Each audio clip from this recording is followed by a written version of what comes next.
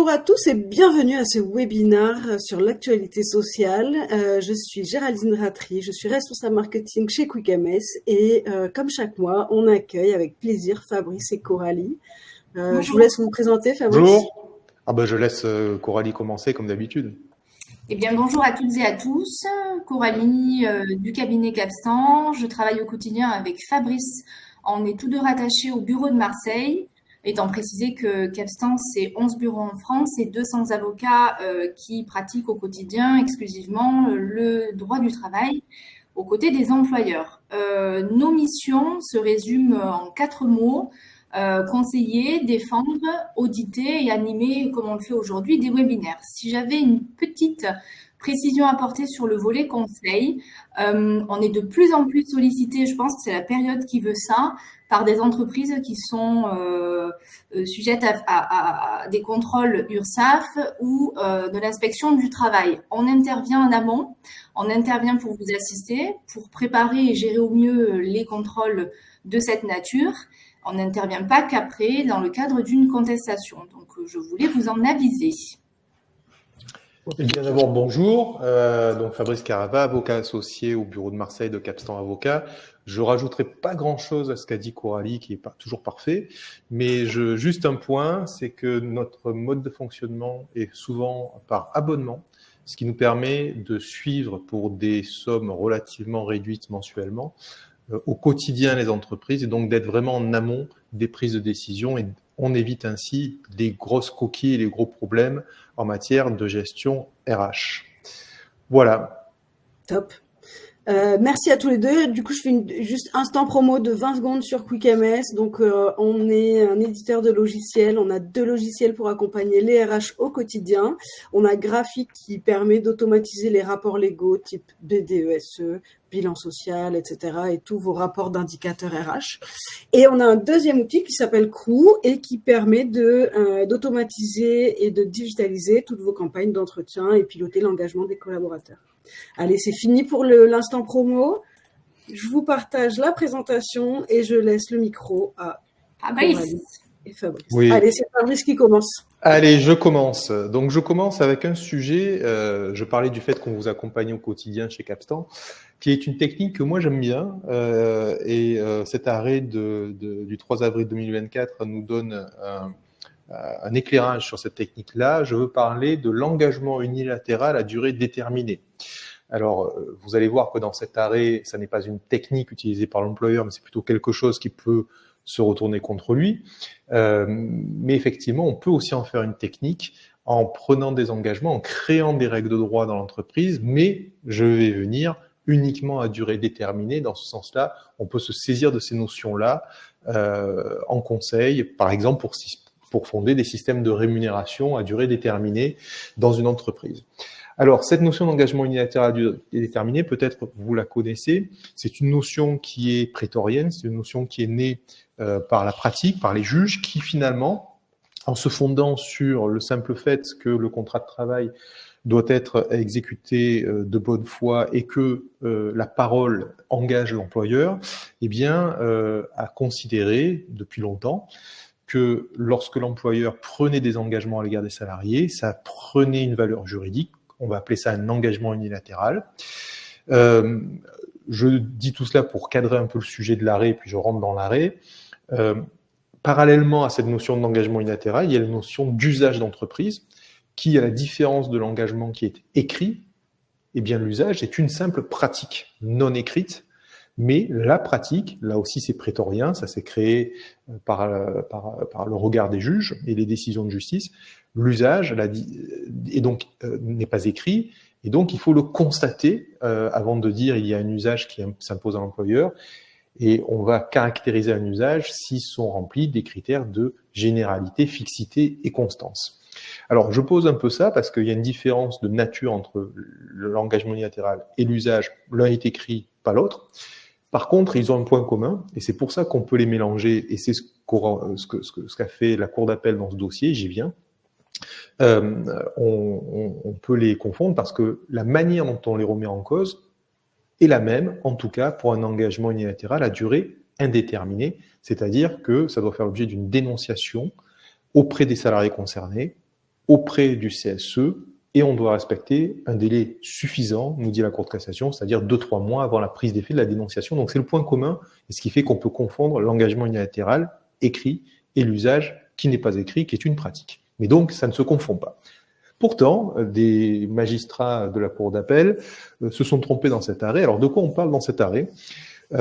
Cette notion est intervenue parce que on parle d'une entreprise qui s'appelle La Poste, qui est relativement connue, dans le cadre de laquelle il y a des réorganisations et dans le cadre de laquelle la direction publie régulièrement une espèce de communication interne qu'ils appellent bulletin ressources humaines.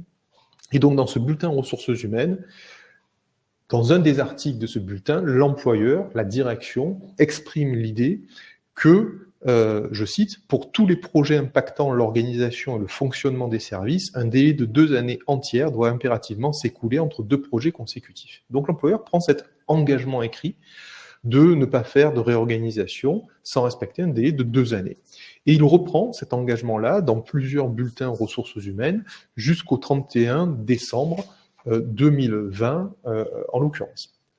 Là-dessus, évidemment, réorganisation, début 2021, et une organisation syndicale montre au créneau en disant « Vous ne respectez pas cet engagement puisque vous faites une réorganisation moins de 2 ans après la précédente. » Et donc, la question du juge, qui se posait devant le juge, c'était de savoir est-ce que cet engagement unilatéral s'imposait à l'employeur et donc, est-ce que cet engagement unilatéral avait pris fin ou aurait dû être dénoncé ?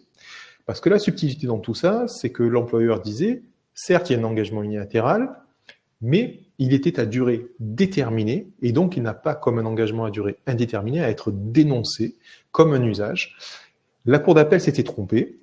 Elle a appliqué les critères de généralité, fixité et constance, en passant à côté du sujet, parce que ça n'est pas une simple pratique, c'est un écrit, donc ça n'est pas un usage qui doit être dénoncé, c'est un engagement unilatéral et à durée déterminée. Et quand on écrit dans les bulletins cet engagement, il s'avère qu'il était pris jusqu'au 31 décembre 2020. Donc c'était la notion d'engagement unilatéral à durée déterminée qui se posait, et même de différence avec la notion d'usage. La Cour d'appel donc se trompe, c'est ce que nous dit en tout cas la Cour de cassation, qui met à plat tout ça, et qui rappelle effectivement qu'il ne s'agit pas d'un usage, puisque c'est écrit, donc il n'y a pas à se poser la question de généralité, fixité et constance, c'est un engagement unilatéral, et qu'il est effectivement à durée déterminée, parce qu'il ressort de la rédaction, qu'il cessait de produire effet, en l'occurrence au 31 décembre 2020, de telle sorte donc que la Cour d'appel était mal fondée à dire que l'employeur y était tenu, parce qu'il aurait dû dénoncer cet engagement. Non, cet engagement a pris fin tout seul au 31 décembre 2020, et donc en février 2021, l'employeur n'est plus tenu et peut faire sa réorganisation sans avoir à respecter ce délai de 2 ans auquel il s'était engagé précédemment. Alors, cet arrêt, donc c'est l'occasion, je le disais, de rappeler cette possibilité de se voir imposer côté employeur les termes de ses propres écrits au titre de cette notion d'engagement unilatéral. Ça, c'est un point de vigilance, il faut faire attention à ce qu'on écrit devant le CSE, dans des communications, dans des notes de service. Ça peut être caractérisé d'engagement unilatéral, à différencier donc de l'usage qui n'est qu'une simple pratique. Par contre, point, non pas de vigilance, mais un éclairage qu'on peut avoir, c'est ce que je disais en introduction, c'est aussi une technique du coup dont on peut se saisir pour faire des engagements qui ne sont pas forcément, et c'est peut-être l'un des intérêts de cet arrêt, qui n'est pas nécessairement à durée indéterminée, il peut être à durée déterminée. La Cour de cassation nous le confirme, ça existe, c'est reconnu par les juges. Et donc, si un employeur prend un engagement, mais en disant ça s'arrête à telle date, ça s'arrêtera à telle date, sans qu'il ait plus de formalités à faire, et notamment pas de dénonciation. Donc, c'était une idée intéressante à rappeler, parce que c'est quelque chose que l'on peut utiliser consciemment et volontairement dans les entreprises, mais en marquant la fin d'un engagement clairement, dès lors qu'on le dit, ça s'appliquera parce qu'il y a cette notion d'engagement unilatéral à durée déterminée qui est donc reconnue, encore une fois dans cet arrêt, par la Cour de cassation. Est-ce qu'il y a des questions sur ce premier arrêt ? Alors non, il n'y en a pas. Il y en a, donc ça devait être très clair. Ça devait être très clair. Donc je passe la parole à Coralie. Merci. Alors, deuxième arrêt, plutôt intéressant. qui complète toute une série de décisions qui avaient été rendues tout au long de l'année 2023 et sur lesquelles je vais m'appuyer pour agrémenter mon propos. Cet arrêt porte sur l'irrégularité qui peut être commise dans le cadre d'une procédure disciplinaire. Vous le savez, en pratique, on s'assure toujours d'observer le cadre légal en matière de procédure disciplinaire, mais il faut surtout aussi apporter une certaine vigilance à bien juxtaposer, à voir s'il y a d'autres garanties dans le cadre des procédures disciplinaires, des garanties qui sont conventionnelles, voire même réglementaires. Ce qu'il faut retenir, donc, c'est que la procédure disciplinaire légale n'exclut pas la mise en œuvre de procédures conventionnelles si celles-ci ont pour effet de donner aux salariés des garanties supplémentaires. En pratique, il va par exemple s'agir d'une condition, par exemple, qui a trait à la saisine d'une commission de conciliation qui va être chargée de donner un avis sur la sanction envisagée par l'employeur. Par exemple, en septembre 2023, la Chambre sociale a rappelé dans un arrêt que le règlement intérieur pouvait également instituer une procédure disciplinaire en imposant à l'employeur que 2 sanctions disciplinaires devaient être notifiées avant de pouvoir licencier un salarié. En termes de conséquences, il y a encore un arrêt, cette fois un peu plus ancien, du 8 mars 2023, dans lequel la Cour de cassation a rappelé qu'en matière de licenciement, l'irrégularité qui pouvait être constatée au cours d'une procédure disciplinaire conventionnelle peut être assimilée à une violation dite d'une garantie de fond qui a pour conséquence de rendre le licenciement sans cause réelle et sérieuse. Mais la Cour de casse expose et rappelle que cela se fait sous certaines conditions, notamment et en particulier si le salarié a été privé de ses droits de sa défense. Dans l'affaire qui nous intéresse aujourd'hui, la sanction prononcée ne concernait pas un licenciement, mais une mise à pied disciplinaire. Et la question de se poser, de savoir si l'irrégularité soulevée par le salarié était caractérisée et si la conséquence s'assimilait, comme pour un cas de licenciement, en l'annulation de la mise à pied. C'est ce que l'on va voir, puisque la Cour de cassation rappelle effectivement le principe en disant que si les conditions soit d'atteinte au droit de sa défense, soit que la privation pour le salarié de ne pas avoir pu être entendu, par exemple, ou si l'employeur n'a pas observé les dispositions issues du règlement intérieur, comme c'est le cas dans cette espèce, et que la décision prise par l'employeur n'a pu qu'influencée, alors effectivement, c'est attentatoire au droit du salarié et cette irrégularité a pour effet d'annuler la mise à pied notifiée. Alors, si on rentre un peu dans le détail de l'argumentation, le salarié en question a fait une procédure donc contre la société Air France. Le salarié occupait le poste de pilote de ligne. Il avait fait l'objet d'une mise à pied de 15 jours. Il estimait que la procédure n'avait pas été respectée par l'employeur avant de lui notifier cette sanction disciplinaire. Et par conséquent, il a saisi le Conseil de prud'homme pour obtenir l'annulation de cette mise à pied. Au soutien de sa demande d'annulation, le salarié explique que Air France n'a pas respecté une disposition du règlement intérieur qui impose le fait que la convocation à entretien préalable doit, en plus de rappeler quelle est la potentielle sanction, l'heure, la date, le lieu de l'entretien, enfin les mentions classiques, la convocation à entretien préalable doit surtout mentionner que, sauf objection écrite de l'intéressé, les délégués du personnel sont informés et surtout que leur avis est sollicité préalablement à la tenue de l'entretien.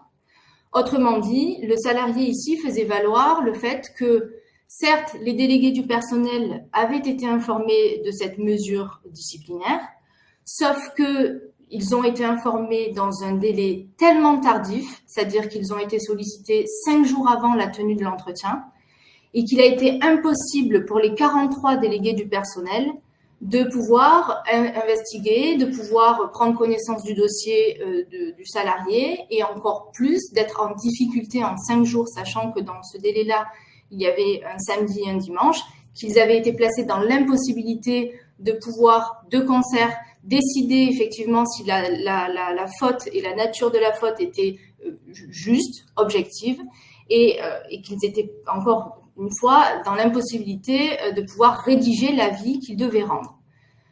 La Cour d'appel a donné raison aux salariés en estimant effectivement que la demande d'avis des délégués du personnel était tardive. L'employeur se pourvoit en cassation.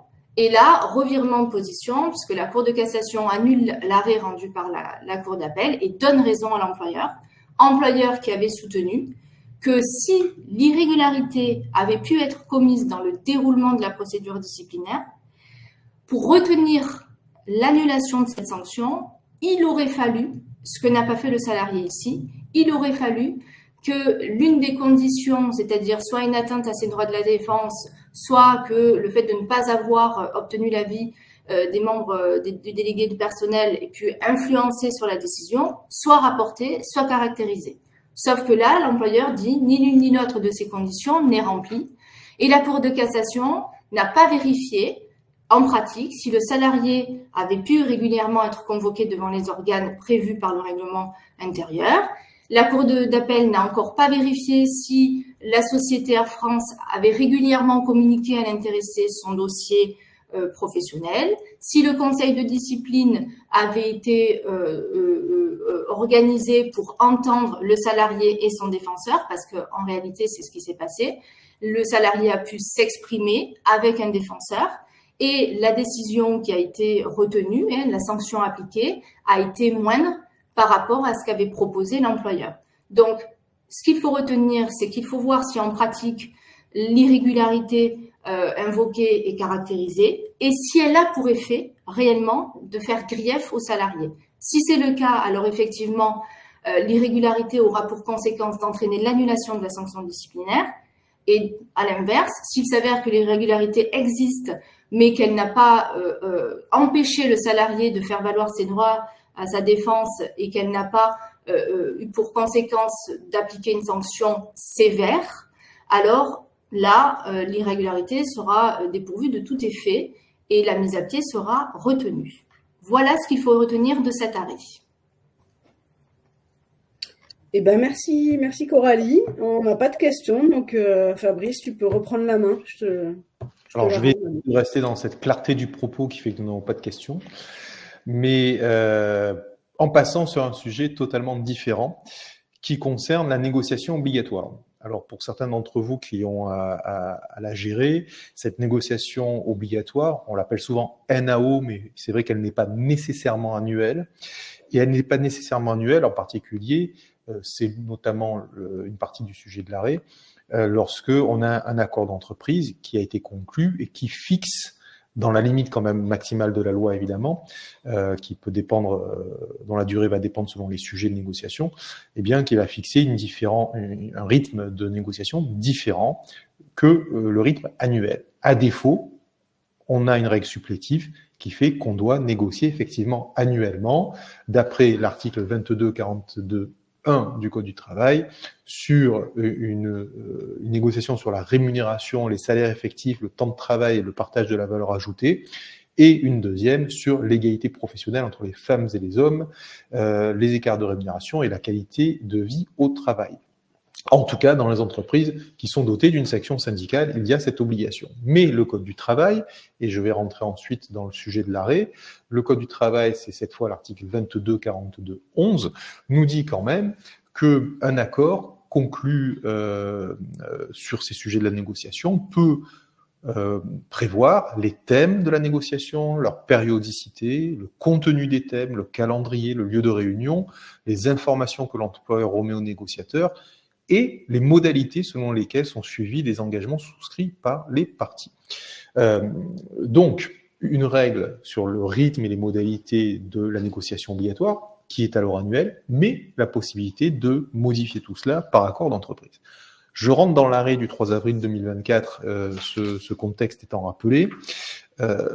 Dans cet arrêt, un accord collectif de méthode sur la négociation a été conclu, et les partenaires sociaux conviennent dans cet accord de diviser la négociation obligatoire par division, parce que l'entreprise est scindée par accord en divisions. Donc il y a la division industrie, la division tertiaire et la division centre de services partagés dans cette entreprise.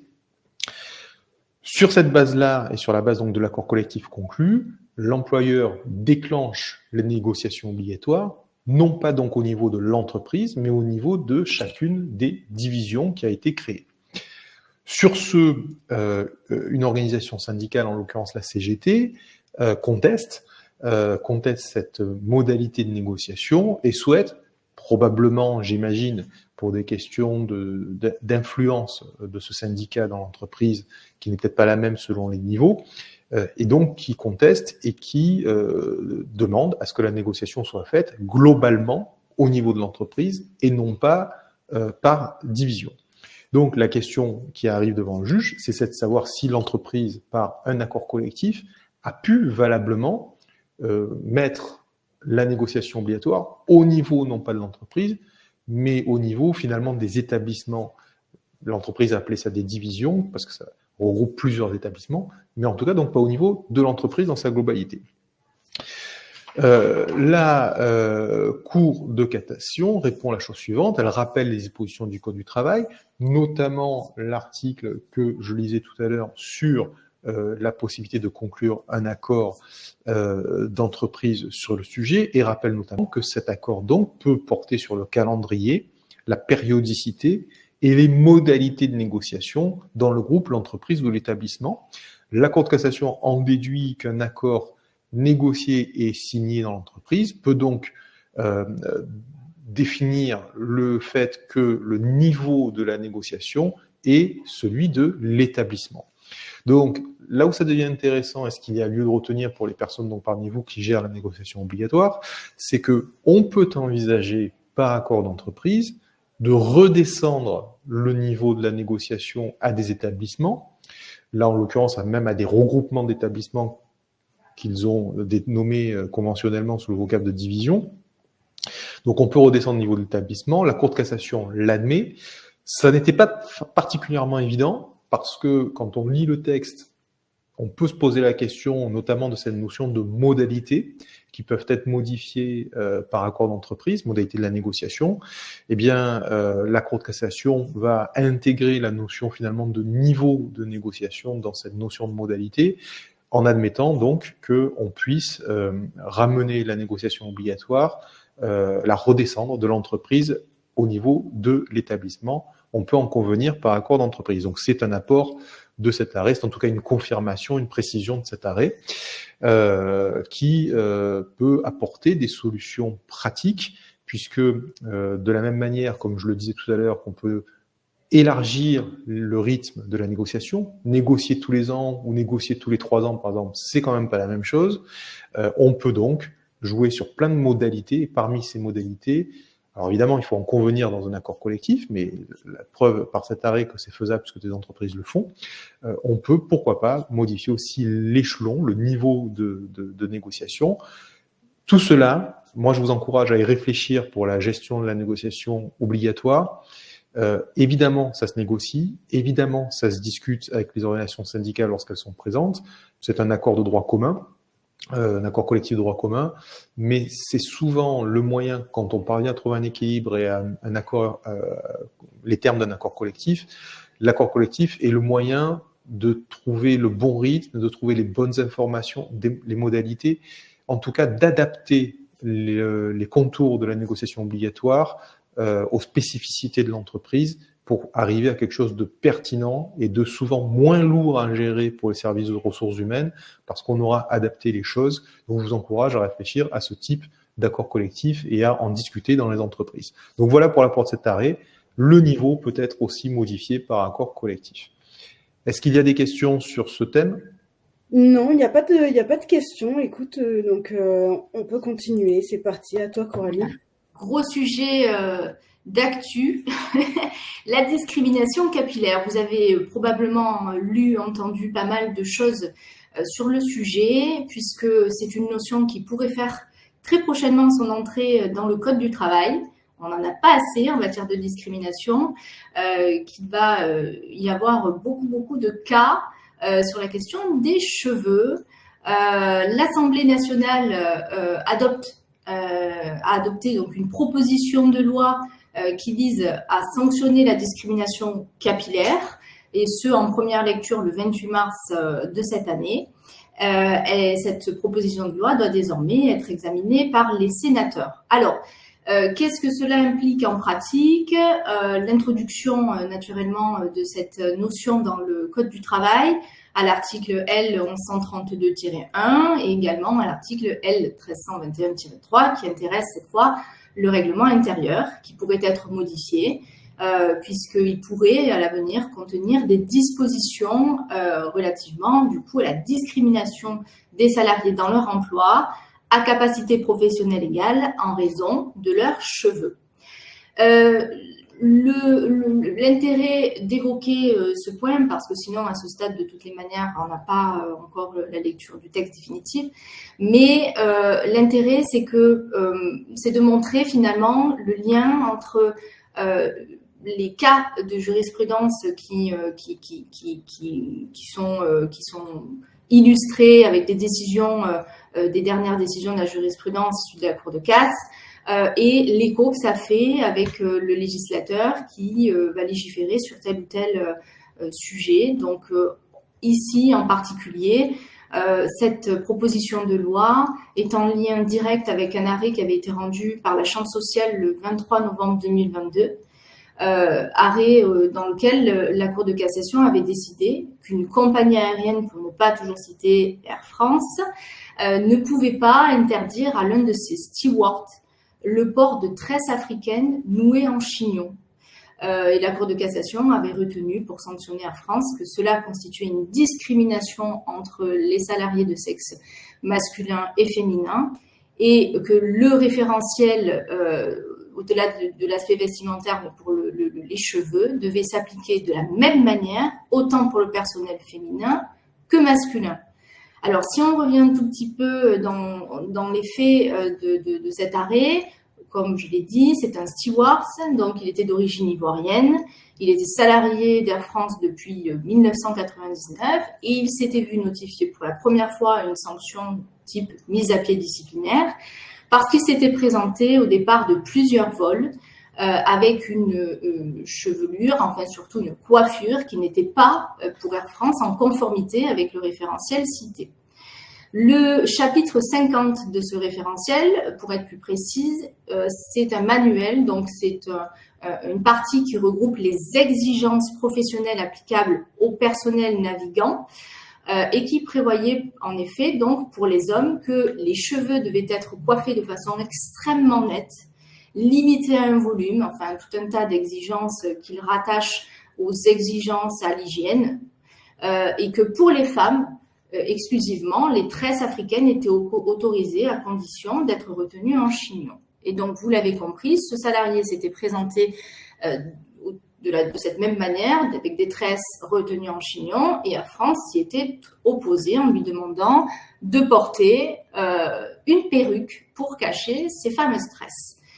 La Cour de cassation, en prise un petit peu de modernité, considère que l'exigence professionnelle derrière laquelle s'appuie Air France, cette exigence professionnelle ne peut valablement justifier une inégalité de traitement fondée sur l'apparence physique qui renvoie de fait au sexe.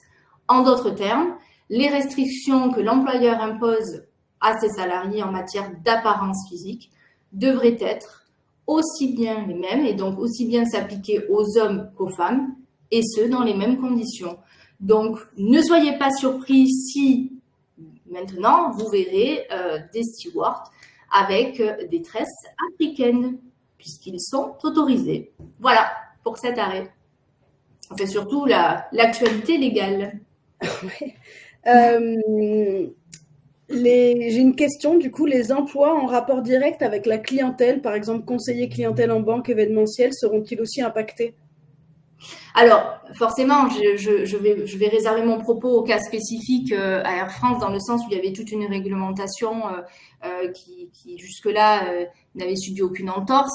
Mais plus largement, j'aurais tendance à dire que c'est un arrêt de principe, c'est un arrêt qui est fait pour bousculer les codes, et avec effectivement la loi, la proposition de loi qui sera faite, effectivement, que les choses seront vouées à être moins exigeantes. Et puis surtout, il y aura toujours potentiellement ce rapport entre les exigences de l'exercice d'une profession quand il est question d'hygiène ou de sécurité et des métiers, des professions qui n'exigent pas de tels impératifs et où finalement l'apparence physique n'a pas à interférer sur les impératifs de production, par exemple, de l'entreprise. Donc oui, à mon sens, les choses vont considérablement bouger et on ne pourra pas interdire aussi facilement que ce qui avait pu l'être le cas jusqu'à maintenant.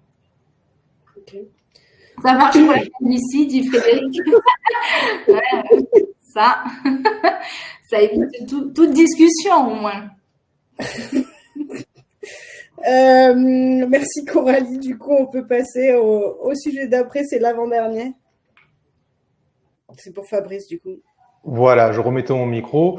Donc, après ce sujet quelque peu tiré par les cheveux, mais qui a le mérite d'attirer votre attention sur ces notions de discrimination qui, à mon avis, vont être de plus en plus présentes. Et comme le disait Coralie, effectivement, on va certainement être dans quelque chose de beaucoup plus souple à l'avenir et où les juges accepteront beaucoup moins qu'avant le fait que l'employeur puisse avoir des exigences finalement purement vestimentaires ou physiques.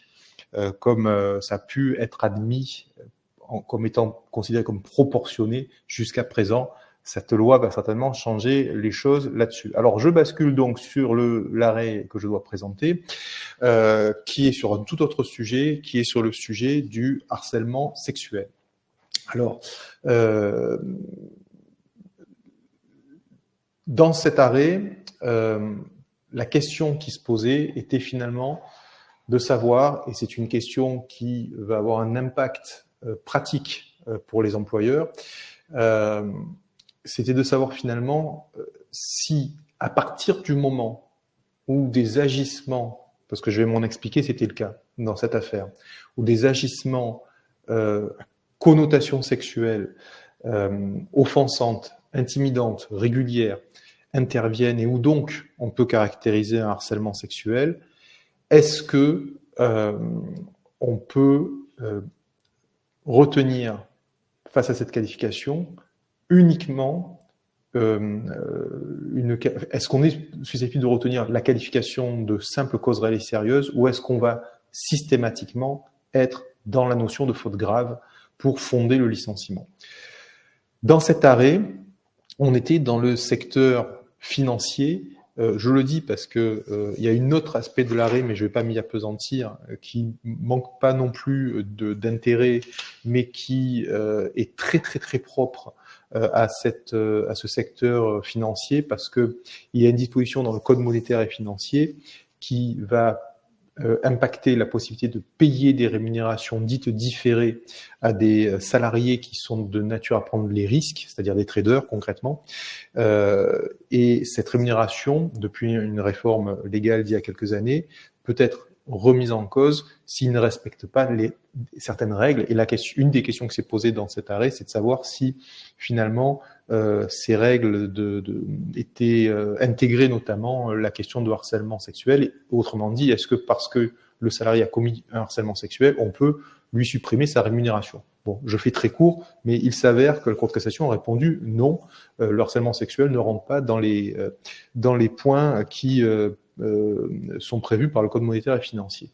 Deuxième sujet de cet arrêt, c'est donc celui sur lequel je m'arrête plus particulièrement, c'est cette notion donc de fondement, de qualification de faute grave pour pour la notion de harcèlement sexuel. Alors, je le disais un petit peu, dans cet arrêt, les juges d'appel ont constaté l'existence d'actes qualifiables d'harcèlement sexuel. Sans rentrer dans des détails grivois, mais on voit par exemple effectivement qu'il ressort du dossier, et ça n'est finalement pas contesté factuellement, que le salarié puisqu'il s'agissait d'un homme, était particulièrement insistant auprès de ses assistantes, qu'il les invitait à passer la nuit avec lui, à boire des verres, etc., etc. Et il n'y avait pas de doute dans le dossier sur l'existence de ce comportement. Par contre, la cour d'appel avait, à mon sens assez étrangement, tempéré cela, notamment en constatant que c'était sinon un bon salarié, et qu'il n'y avait pas eu de fort préjudice pour les personnes victimes de ces agissements et de ces comportements, pourtant répétés. Et donc, la Cour d'appel avait déqualifié de faute grave à cause réelle et sérieuse. Là-dessus, la Cour de cassation passe et dit la chose suivante, elle sanctionne la Cour d'appel en notant que cette cour d'appel avait bien constaté la teneur à connotation sexuelle des messages adressés par le salarié à son assistante, à une salariée intérimaire, à une troisième salariée, et d'autre part, que la cour avait relevé que plusieurs salariés avaient témoigné de la gêne occasionnée par la situation imposée par leur supérieur hiérarchique, et que donc on avait pu en déduire que de tels propos à connotation sexuelle avaient créé une situation intimidante et offensante, de nature à caractériser un harcèlement sexuel. Donc la Cour de cassation dit, la Cour d'appel a caractérisé tout ça, et elle a donc violé les textes en ne reconnaissant pas la faute grave. Donc c'est la position de la Cour de cassation. En pratique, ça veut dire que, évidemment, d'abord, face à ce type de situation, quand vous êtes employeur, il s'agit de se poser la question de la caractérisation. Qu'est-ce qui s'est passé? Quelles sont les preuves? Quels sont les actes? Mais si on part du principe que la situation de harcèlement sexuel est caractérisée, cet arrêt de la Cour de cassation vient renforcer l'idée que c'est un licenciement pour faute grave auquel on est amené à effectuer. D'après la Cour de cassation, il n'y a pas lieu d'amoindrir, je dirais, la qualification en prenant en compte d'autres éléments, et notamment la qualité du salarié dans son travail, ce qui est totalement hors sujet. Donc voilà, la notion de faute grave qui est consolidée en matière de harcèlement sexuel, évidemment sous la réserve que les actes caractérisent bien ce type de harcèlement sexuel, ce qui peut être une autre question dans les dossiers. Là, en l'occurrence, le salarié ne contestait pas vraiment les actes, il contestait plus la qualification. Mais donc, à partir du moment où les actes sont qualifiés, on est sur la notion de faute grave. Est-ce qu'il y a des questions sur ce sujet? Non, on n'a pas de... Ah si, attends. Il y en a une. J'avais mal vu. Hop là. Au vu des textes sur les agissements sexistes, est-il opportun de définir une note de service, code de conduite, règlement intérieur, pour éviter, cadrer les ambiguïtés liées à de l'humour grivois, des situations de séduction sur le lieu de travail et les écarts de culture intergénérationnelle? Alors oui, et on peut même y être amené par la loi. C'est-à-dire dans certaines entreprises, on va être amené à discuter, à négocier, à convenir même d'accords d'entreprise sur le sujet. Alors pas tant pour la définition des actes que le Code du travail définit pas vraiment d'ailleurs de manière précise, comme pour le harcèlement moral, si je fais un parallèle. Par contre, on peut être amené à mettre en place aussi des process. Donc, oui, après d'une entreprise à une autre, on va le faire sous des formes différentes, de manière unilatérale par l'employeur ou dans le cadre d'accords collectifs. Donc ça, il faut rentrer dans le détail dossier par dossier. Mais globalement, oui, il y a un intérêt à attirer l'attention là-dessus. C'est, soit dit en passant, déjà fait par le règlement intérieur en principe, qui doit rappeler les stipulations légales en la matière. Alors, seules les entreprises de 50 salariés ont l'obligation de mettre en place un règlement intérieur, mais ça n'interdit pas celles de moins de 50 de le faire aussi. Et donc, d'attirer l'attention sur ces textes et sur ce qu'on attend comme comportement, ou en tout cas ce que l'on ne veut pas voir. Donc oui, ça peut être fait. Et au-delà de ça, on peut même mettre en place des process pour faire remonter les informations et les plaintes et le process selon lequel les plaintes seront traitées, seront examinées. Par qui, par exemple, on va créer une commission entre l'employeur et des membres du CSE, par exemple. Donc oui, c'est un sujet dont l'employeur peut se saisir. Selon les effectifs et selon les entreprises, on peut être amené à le faire par accord collectif, mais globalement, oui, ça peut être un sujet de nature à démontrer, à préparer le terrain, je dirais, et à démontrer que l'employeur a traité cela de telle sorte que, parce que c'est aussi un enjeu qu'on peut voir dans les dossiers, que les salariés victimes aient moins de terrain pour venir engager la responsabilité de l'employeur parce qu'il n'aurait pas pris les mesures nécessaires. Si on a pris les mesures nécessaires, qu'on a attiré l'attention des personnes sur le dispositif légal en la matière, si on a mis en place un process, ça sera plus difficile pour la victime de dire que l'employeur est fautif. Et en matière de ressources humaines, on aura traité le sujet et on aura fait en sorte d'éviter ce type de situation.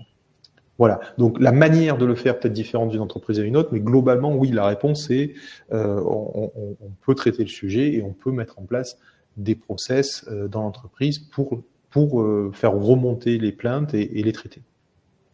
Ok. Merci beaucoup, Fabrice. Allez, on termine avec la dernière. Oui, le petit pour la fin. Un arrêt du 3 avril. Alors, la Cour de cassation, dans cet arrêt, a tout simplement rappelé, précisé que, et surtout, c'est un arrêt qui devrait conduire bon nombre de CSE à revoir leurs pratiques. La Cour de cassation rappelle l'interdiction, en effet, de subordonner à une condition d'ancienneté l'ouverture du droit des salariés et des stagiaires à bénéficier des activités sociales et culturelles du comité. Autrement dit, tous les salariés, et y compris les stagiaires, doivent en bénéficier sans condition d'ancienneté. Alors, en l'espèce, c'est une clause du règlement intérieur d'un CSE qui avait été mise en question parce que cette clause imposait à tout nouvel embauché un délai de carence de 6 mois avant de pouvoir accéder et bénéficier à ces activités sociales et culturelles. Ici, la clause a été annulée. L'argument qui avait été invoqué, alors c'est un syndicat qui avait initié cette procédure. Le syndicat faisait valoir que seule la qualité de salarié suffit et doit suffire pour ouvrir droit au bénéfice de ces activités sociales et culturelles et que l'introduction d'une telle condition d'ancienneté procédait uniquement d'une volonté discriminatoire visant à exclure les jeunes. Et tel que cela ressort de l'arrêt, les jeunes qui sont les plus grands consommateurs des prestations du comité.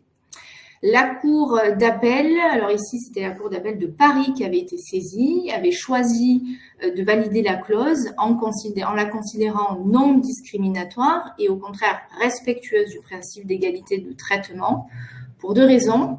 La première, c'est que la Cour d'appel rappelait que cette clause était appliquée de la même manière à l'ensemble des salariés et que l'ensemble des salariés, du coup, sont placés dans la même situation de manière objective et que cette clause avait pour objet d'éviter un effet d'aubaine qui résultait de la possibilité de bénéficier, quelle que soit l'ancienneté, des actions sociales et culturelles du comité qui étaient, telles que c'était inscrit encore dans l'arrêt, très généreuses. La Chambre sociale n'est pas de cet avis et elle rappelle de manière stricte les dispositions légales qui sont applicables. Le principe est donc donné, la sentence est entendue et confirmée. Aucune condition d'ancienneté, quelle que soit la durée, ne peut être opposée aux salariés et aux stagiaires qui peuvent donc tous bénéficier de ces ASC dès leur entrée dans l'entreprise et du seul fait de leur qualité de salarié. Donc cette décision, si vous voulez, présente le seul et l'unique intérêt de rapporter le fait que la Cour de cassation a fait une lecture très stricte des dispositions légales qui n'opèrent aucune distinction des salariés en ce qui concerne leur ancienneté. Donc tout le monde peut profiter de toutes les actions sociales et culturelles mises en place par le comité. Voilà. C'est facile, c'est simple. On a une remarque et une question, du coup, suivie d'une question. L'URSSAF est passé récemment et n'a pas relevé ce point pour notre CSE. Comment cela va être répercuté car la pratique est assez répandue? Eh bien, vous le savez qu'en pratique, l'URSSAF, si elle n'a formulé aucune observation et qu'elle ne vous présente aucun redressement sur ce point, vous pourrez vous en servir ultérieurement. Mais par contre, je vous invite, puisque vous savez que tous les 3 ans, l'URSSAF est susceptible de repasser pour de nouveau faire un contrôle et que même si le point a été évoqué précédemment, nul ne l'empêche de redresser sur le prochain contrôle. Peut-être tout simplement en interne de régulariser les choses et d'effacer toute disposition qui serait contraire à cette jurisprudence. Merci beaucoup. Je crois qu'on a fait le tour des questions et de la présentation. Du coup, on se revoit le 22 mai. Donc c'est un mercredi, c'est à 13h30. On vous enverra le replay, de toute façon le lien pour vous inscrire. Merci beaucoup Coralie, merci Fabrice. Juste Géraldine, dernier point puisque c'est l'actualité bouillante. Probablement que le 22 mai, nous traiterons du nouveau dispositif légal qui vient d'être voté concernant l'acquisition des congés payés pendant les arrêts de travail, à la suite des arrêts de la Cour de cassation du 13 septembre dernier dont on a déjà parlé en webinaire. Donc voilà, le 22 mai, on abordera sûrement ces questions parce que cette nouvelle loi va intervenir. Probablement qu'elle ne sera pas forcément encore passée devant le Conseil constitutionnel ou qu'on n'aura pas cette décision, on verra, mais on aura le texte, on vous le présentera et avec pas mal de questions pratiques qui vont ressortir de ce texte. Donc, ne loupez pas le prochain numéro. Bonne journée, bonne fin de semaine à tout le monde. Bonne journée. Ah non, attends, on a une question pour les supports. Merci pour les supports. Alors, c'est bon. Parce que je reprends les questions que je viens de voir. Est-ce que ce serait possible de faire un point sur la transparence salariale lors d'une session au vu de la transposition des directives européennes prévues pour la fin d'année? Alors, juste pour Frédéric, je ne sais pas s'il est encore en ligne, mais juste pour Frédéric, on a fait un webinar avec une boîte qui s'appelle Figures et qui travaille justement sur la transparence salariale. Et du coup, ce qu'on fera, c'est qu'on vous mettra dans le replay qu'on va vous envoyer le lien vers le webinaire qu'on avait fait sur la transparence salariale et cette directive qui va être mise en place. Mais après, pourquoi pas, on en discutera avec Fabrice et Coralie. Alors après, si par contre vous avez des questions qui vous sont personnelles et individuelles pour vos entreprises, là, par contre, on est à votre disposition, je dirais, en notre qualité de cabinet d'avocat, et je vous invite à nous contacter pour travailler sur vos sujets précis, vos questions précises et vos dossiers sur un mail dédié qui nous permet de savoir que c'est quelqu'un avec qui nous avons échangé lors d'un webinaire, qui est quickms@capstan.fr, quickms@capstan.fr. On est à vos dispositions pour traiter vos questions précises et faire pour le coup une vraie analyse qui vous concerne, vous et votre entreprise, et du vrai conseil. Parfait. Bon, c'est bon, on a fait le tour là, je pense. Merci à tous. On se souhaite une bonne journée. Allez, au revoir.